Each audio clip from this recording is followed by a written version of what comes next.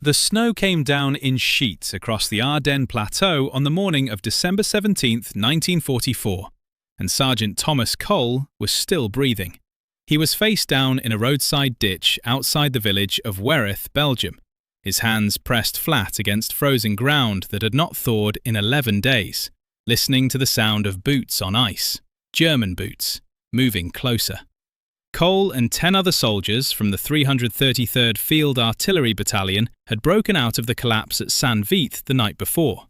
They were unarmed, separated from their unit, and exhausted in the particular way that men become exhausted when they have been running without food for 31 hours, in temperatures that had dropped to 9 degrees below zero.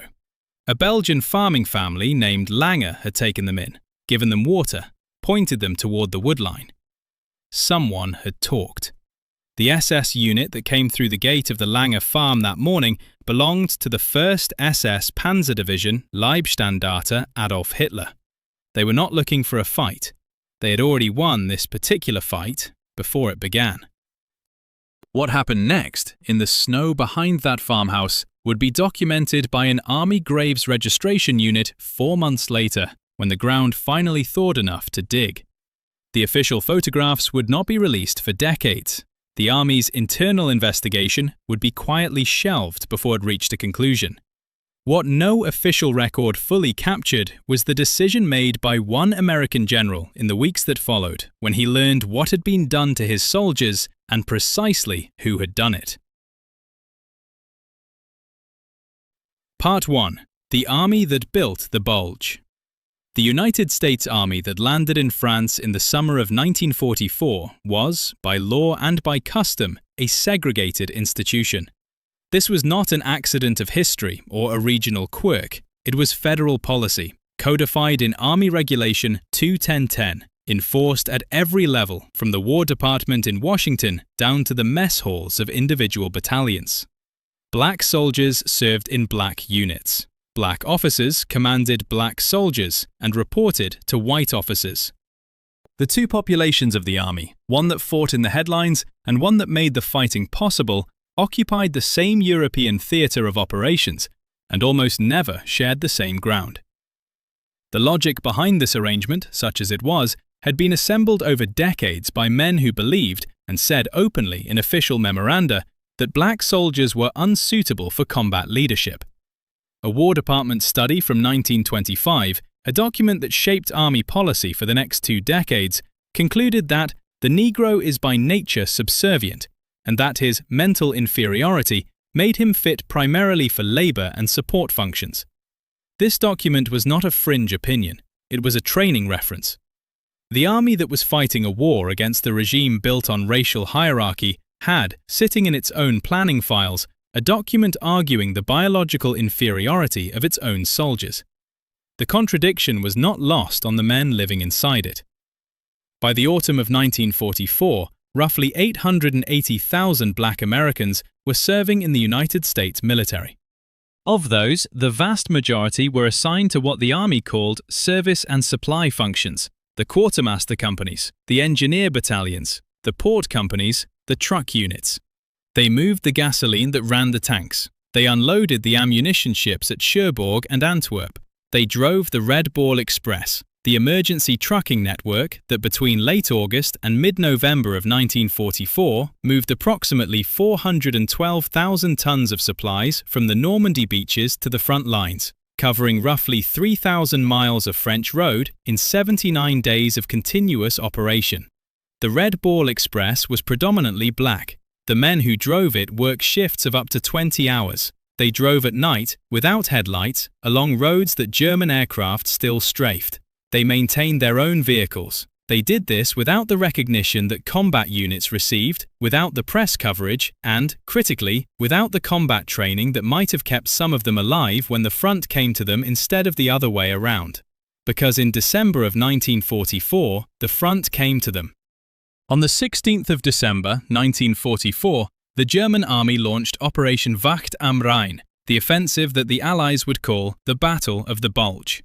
30 German divisions, including 8 armoured divisions, struck along an 80-mile front in the Ardennes, hitting sectors held primarily by 2 American divisions that had been placed there to rest and refit the inexperienced 106th Infantry Division in the battered 28th Infantry Division.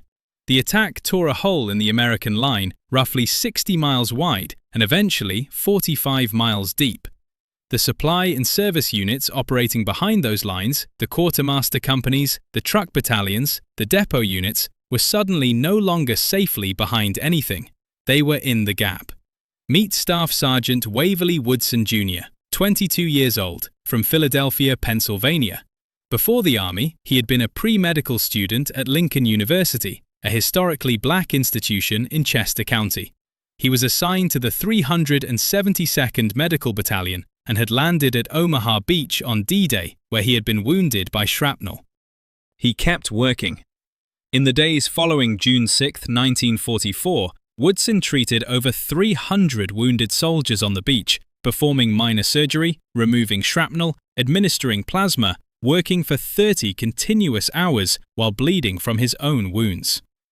He was recommended for the Medal of Honor. He did not receive it. He received the Bronze Star instead. The recommendation sat in Army files for decades. Woodson is not the center of this story, but he is essential context for it, because he represents what the Army was doing with the men it simultaneously depended on and refused to fully see. The 372nd, the 3,728th, the Red Bull drivers, the ammunition handlers, the Graves registration units, these were the people who made the Battle of the Bulge survivable for the combat divisions. And when the German offensive began, many of them found themselves in the path of SS armored columns without anti-tank weapons, without combat training, and without any plan that had accounted for their presence in a combat zone. Some of them fought anyway, some of them were captured, some of them were shot. Here is the forensic context. In the early days of the Bulge, the most feared German formation in the northern sector was the 1st SS Panzer Division, Leibstandart SS Adolf Hitler, Hitler's personal bodyguard division, now a full armoured formation with Panthers, King Tigers, and a reputation built on a decade of ideological conditioning. Moving through the Ardennes on the northern shoulder of the German advance, elements of this division would commit, on the 17th of December, the Malmedy Massacre, the machine gunning of 84 American prisoners of war in a field near the town of Malmedy. That atrocity is well documented. It is in every history of the Bulge. What happened to the black soldiers in the snow nearby? That is documented too, but in different files, in different archives, and it has not travelled as far. Part 2. The Men in the White Forest. The area around Verbermont, Trois Ponts, and the Salm River Valley in the first days of the Bulge was a chaos of competing forces. American units were retreating, regrouping, or simply trying to find out where the front was. German armoured columns were moving fast, pushing west toward the Meuse. The roads through the Ardennes were packed with vehicles moving in both directions simultaneously, and the snow was falling hard enough that aerial reconnaissance was useless. Into this chaos, the service and supply units of the 1st United States Army were trying to do two things at once: continue their missions and survive. The 3,728th Quartermaster Truck Company was one of several black truck units operating in the Verbermont area during the 3rd week of December. Their mission was straightforward: move supplies forward, return empty, repeat. The mission had not changed. The tactical situation around them had changed completely. Here is what the Army's own after-action reports, filed in January and February of 1945, document about what happened to black service troops in the northern Ardennes during the first week of the offensive. Small groups of soldiers from quartermaster and engineer units, the reports use the term straggler repeatedly, a word that carries a particular contempt, were encountered by German armoured columns on multiple occasions. The encounters followed a pattern. German vehicles would stop a column or a group of soldiers on foot. The soldiers would be ordered to the side of the road or into a ditch or into a field. And then, in documented cases, they were shot. The German Army's treatment of black American soldiers was a documented phenomenon throughout the war, and it was not uniform. Some German units treated black prisoners the same as white prisoners, which is to say badly, but within the rough framework of the Geneva Convention. Other units, particularly SS formations, did not. The ideological conditioning of the Waffen-SS included explicit racial doctrine. Black soldiers, in the SS worldview, occupied a category below the category of enemy combatant. They were, in the language of Nazi race theory, Untermenschen, subhumans. The machine gunning of prisoners who fell into this category was not, for some SS officers, a crime. It was a logical extension of a belief system they had been trained to hold. Udirže etu cifru. The Malmedy massacre alone, 84 men. But the Malmedy file is not the only file. The Army's Judge Advocate General's Office opened investigations into multiple incidents of prisoner killing in the Ardennes during December of 1944 and January of 1945. Several of those investigations involved black soldiers. Several of those investigations documented the involvement of SS personnel. Most of those investigations were eventually folded into the larger Malmedy war crimes case prosecuted at Dachau in 1946, but the individual incidents and the individual men who died in them did not always survive the consolidation intact. Now, here is where the story becomes specific. Meet Captain Wilhelm Monke. Born in Lübeck, Germany on the 15th of March 1914, he was 30 years old in December of 1944. He had been a member of the SS since 1931, one of the original members of the Leibstandarte, and he carried with him a prior war crimes allegation from Wormhout, France, in May of 1940, where 80 British and French prisoners had been killed by members of his battalion. He was never prosecuted for Wormhout. He commanded the 1st SS Panzer Division's 26th Panzer Grenadier Regiment during the Bulge. Monke is documented. His unit's movements are documented. The incidents involving his regiment's area of operations and the deaths of black American soldiers in that area are documented, imperfectly, with gaps, with the evidentiary problems that always attend crimes committed in the chaos of a winter offensive. But they are documented. And word travelled. In the United States Army of December 1944, information about atrocities moved through two channels simultaneously. The official channel, reports, investigations, memoranda up the chain of command, moved slowly, correctly, with the weight of institutional process.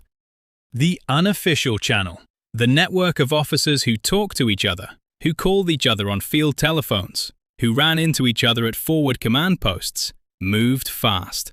George Smith Patton Jr., commanding general of the 3rd United States Army, was 59 years old in December of 1944. He was 6 feet tall, 185 pounds, and he wore 2 ivory-handled revolvers at his hips. Not pearl-handled, he corrected reporters who got this wrong. Pearl was for New Orleans whores.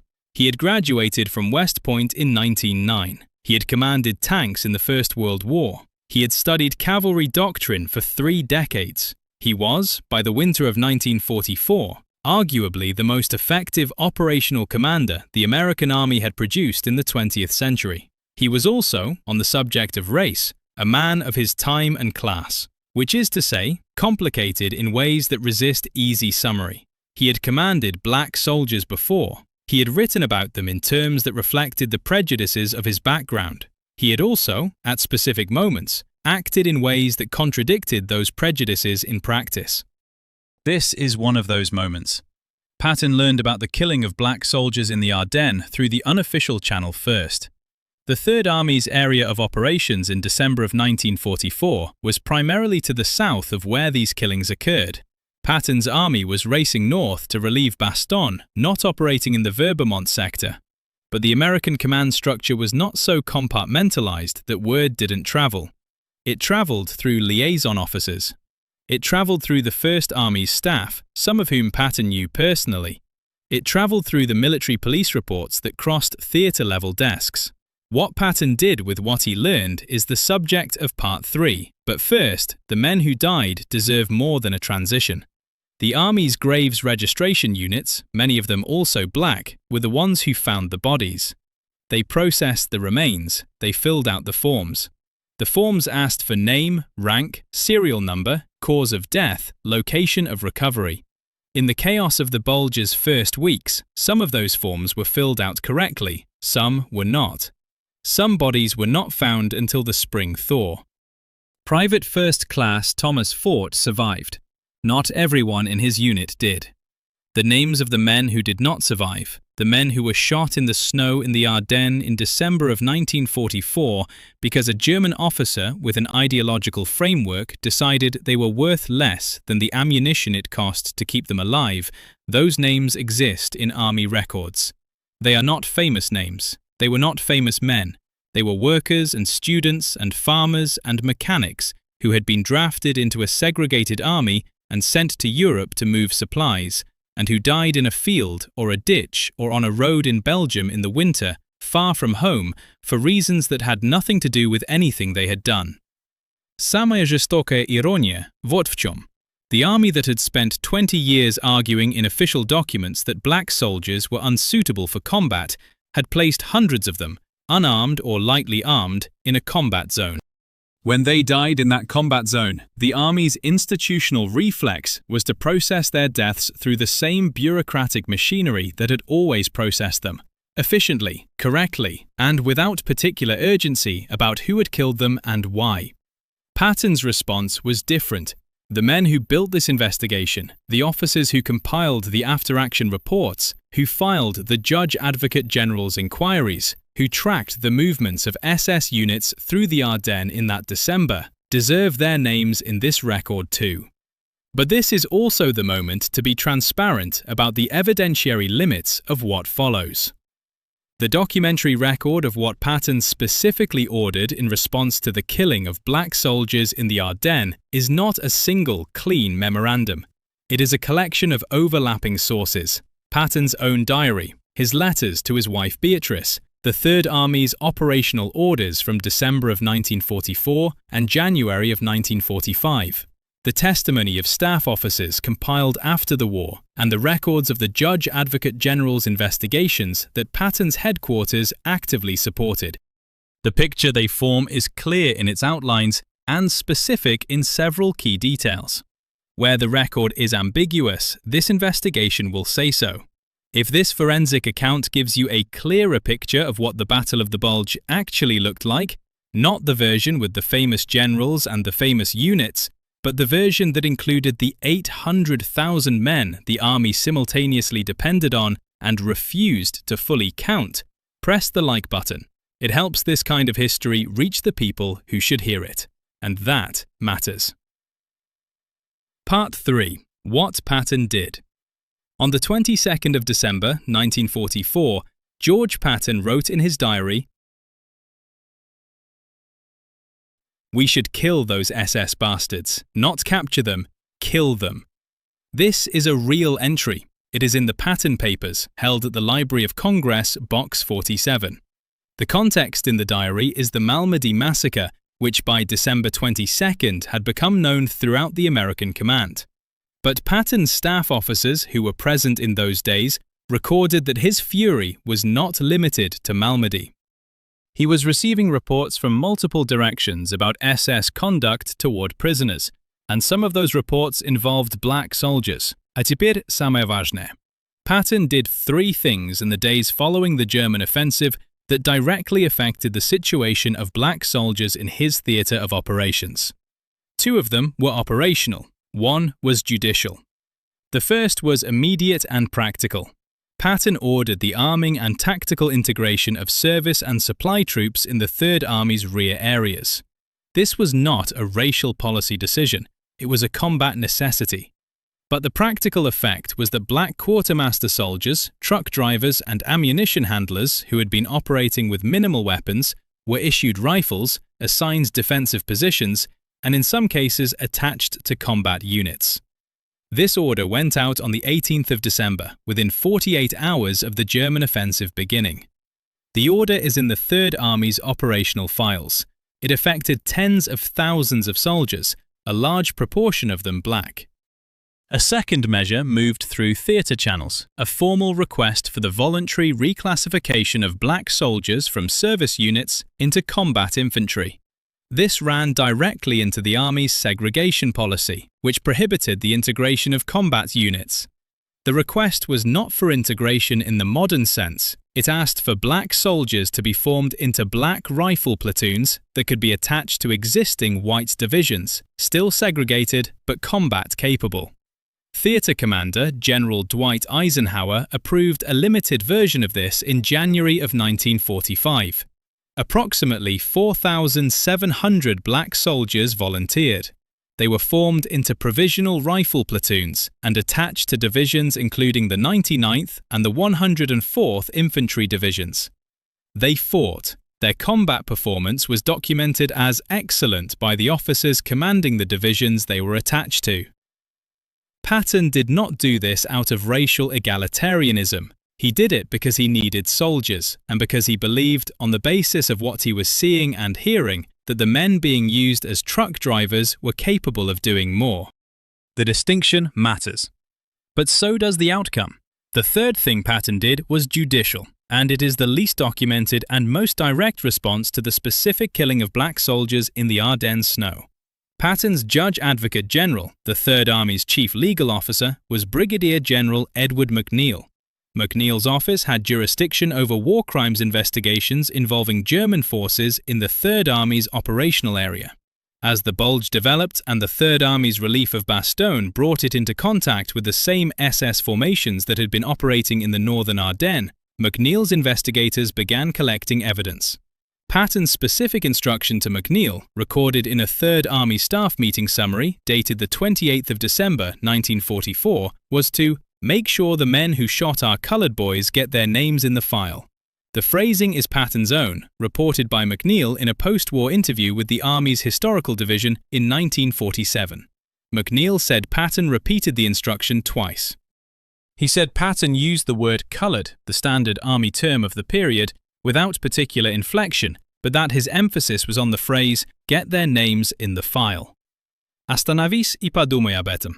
Getting a name into the file, in the Army's legal machinery of 1944, meant that name would follow a person through the war crimes prosecution process. It meant that when the war ended and the tribunals convened, that name would be on a list of people whose actions were under investigation. It was not a death sentence, it was not even a guarantee of prosecution, but it was the difference between accountability and impunity, and Patton understood the difference. The investigations McNeill's office conducted fed into the larger Malmedy war crimes case, formerly titled United States vs. Valentin Bersin et al., prosecuted at Dachau beginning in May of 1946. 73 SS men were indicted. All 73 were convicted. 43 were sentenced to death. None of the death sentences were carried out. The convictions were subsequently reviewed, reduced, and eventually the surviving defendants were released, the last of them by 1954, in a series of decisions driven by Cold War politics and by a legal review process that found procedural problems with the original trials. The names of the black soldiers killed in the Ardennes were in the case files. They did not drive the verdicts. They were not the primary subject of the prosecution, but they were there because a general who is remembered for many other things made sure someone wrote them down. Here is what is not in the record and must be said clearly. There is no document showing Patton personally confronting a specific SS officer over the killing of black soldiers. There is no recorded conversation between Patton and any German prisoner on this subject. The dramatic version of this story, the one suggested by the title that frames it, involves a directness and a personal confrontation that the documentary record does not support for this specific subject. What the record shows is a general who used the machinery available to him, operational orders, judicial instructions, and the weight of his own authority to ensure that the men who killed black soldiers in the Ardennes were documented, investigated, and brought to the same legal process that addressed the killing of white soldiers. In 1944, in the United States Army, that was not nothing. That was, in fact, more than most generals did. Part 4. The Forensic Verdict. Here is the forensic verdict of this investigation. George Patton did not deliver personal justice to an SS captain in the Ardennes snow. He did not personally confront the men who killed black soldiers. He did not, in any documented instance, stand in a field in Belgium and make anyone pay with his own hands. What he did was use the system, imperfectly, incompletely, within the constraints of a segregated army and a chaotic winter campaign, to ensure that the killing of black soldiers was treated as a crime worth investigating, worth documenting, and worth prosecuting. In the context of the United States Army of December 1944, this was a meaningful act. It was not a heroic act in the cinematic sense. It was an administrative act, and administrative acts are what actually determine whether war crimes result in accountability or impunity. The broader context matters here, and it complicates the verdict. The army that Patton commanded was the same army that had published and continued to enforce the doctrine that black soldiers were biologically inferior. Patton himself had written letters and diary entries that reflected the racial assumptions of his class and generation. He had, at other moments in the war, made decisions about the deployment of black units that prioritized operational convenience over the safety of those units. He was not a racial progressive. He was a professional soldier who, when confronted with specific evidence of a specific crime against specific soldiers under his command, responded with the tools he had.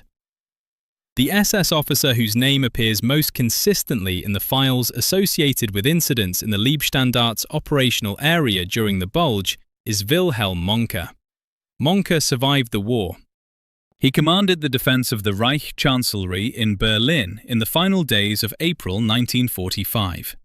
He was captured by the Soviets and held as a prisoner of war until 1955. He was never prosecuted for Wormhout. He was never prosecuted for any incidents in the Ardennes. He returned to West Germany, became a businessman, and lived until the 14th of August 2001. He was 87 years old. The men he commanded, and the men those men killed in the snow near Verbermont and Trois Ponts, did not live to 87. Private First Class Thomas Forte, the man who opens this story, survived the Bulge. He returned to Mississippi after the war. The Army gave him a discharge certificate that listed his race, as Army documents of the period did. It did not list the names of the men from his unit who did not come home. The 4,700 black soldiers who volunteered for combat duty in January of 1945, the men who answered the call for riflemen and received Eisenhower's limited authorization, were, after the war, ordered to return to their original service units. The Army's segregation policy had not changed. The combat record they had built in the final months of the war did not change their status. They went back to being truck drivers and ammunition handlers and quartermaster clerks in a segregated army that would remain officially segregated until President Harry Truman's Executive Order 9981 in July of 1948. Waverly Woodson Jr., the pre-medical student from Philadelphia who treated 300 wounded men on Omaha Beach while bleeding from his own wounds, died on the 28th of August 2005. He was 83 years old. His Medal of Honor recommendation, which had been submitted in 1944, was reviewed and upgraded in 2003. He received the Distinguished Service Cross. His family and supporters continue to press for the Medal of Honor after his death. The case remained open. Перечитай эту строчку еще раз. The case remained open. The documentary record of what happened to black soldiers in the Ardennes in December of 1944 is incomplete by design and by neglect. By the design of a segregated army that processed black soldiers' deaths through forms that didn't always capture the circumstances, and by the neglect of a historical tradition that focused on the famous units and the famous generals and the famous battles, and left the quartermaster companies and the truck drivers in the footnotes.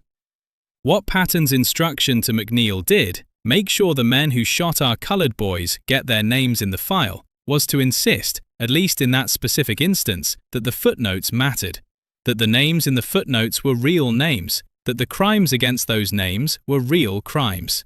It is not enough. It was not enough in 1944, and the distance between what happened and what justice required is a distance that no administrative act could fully close. But it is what the record shows, and the record is what we have. In December of 1944, in the Ardennes forest, the snow covered everything eventually. It covered the roads and the fields and the supply routes and the places where men had fallen. It covered the tire tracks of the SS armoured columns and the footprints of the quartermaster soldiers who had been moving through the trees. When the thaw came in the spring, the graves registration teams went out and found what the snow had covered. They filled out the forms. They wrote down the names. George Patton made sure someone was looking for those names. In an army that had spent 2 decades arguing that those men were worth less than the men in the combat divisions, that was the specific, concrete, limited, and real thing he did. It is not the story the title promises. The title promises a confrontation. What happened was more bureaucratic and more durable than a confrontation, because confrontations end and files remain. Make sure the men who shot our coloured boys get their names in the file. The file exists. The names are in it. And the men who put them there, Patton, McNeil, the investigators, the graves registration soldiers who found the bodies in the snow, deserve to have their own names written down in the record of what the Battle of the Bulge actually was, as opposed to what the famous version of it remembers. If this investigation gave you something the standard histories don't, press the like button, subscribe if you want the next one, and remember, the footnotes are where the truth lives. The famous story and the real story are not always the same story. Sometimes the difference between them is 84 names, sometimes it is more. The snow covered everything, the files did not.